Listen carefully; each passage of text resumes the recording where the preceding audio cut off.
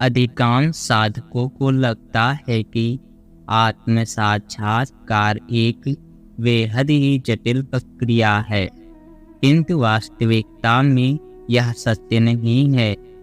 भगवान श्री रमन महर्षि कहते हैं कि आत्म साक्षात्कार इतना सहज और सरल है कि वह हर पल प्रत्यक्ष है, किंतु भ्रमवश या संशय से युक्त व्यक्तियों को आत्म साक्षात्कार बेहद ही जटिल प्रतीत होता है।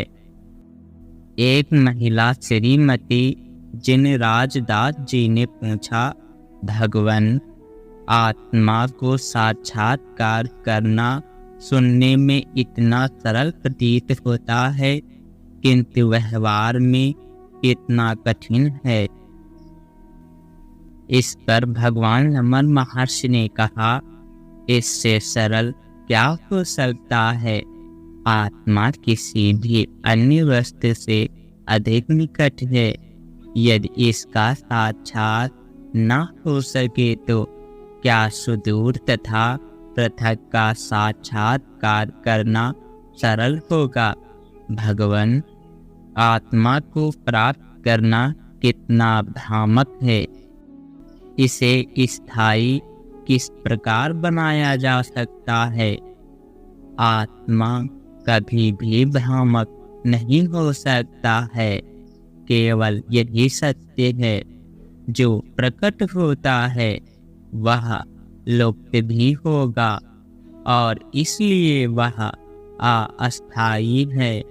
आत्मा का ना तो उदय है और ना ही विलय, अतः आत्मा ही स्थायी है।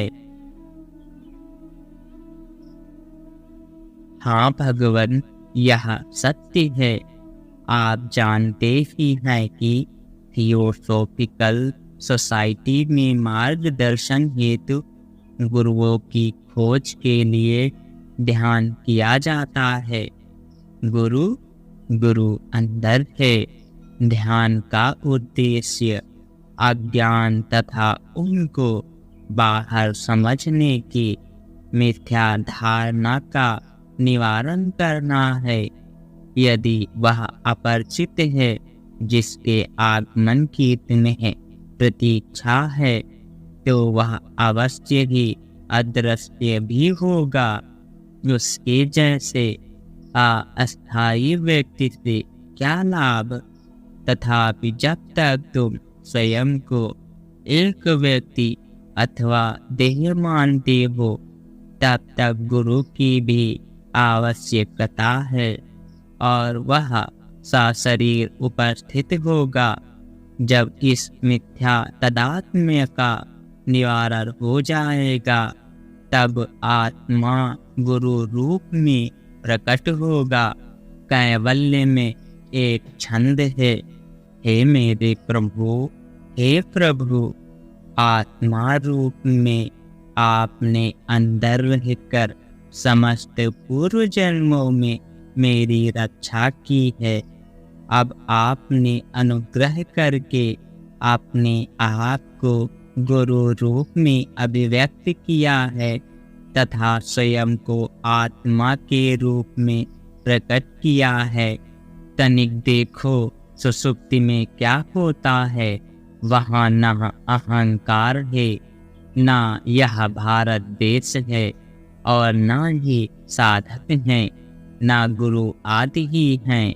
तथापि तुम तो हो तथा सुखी भी हो।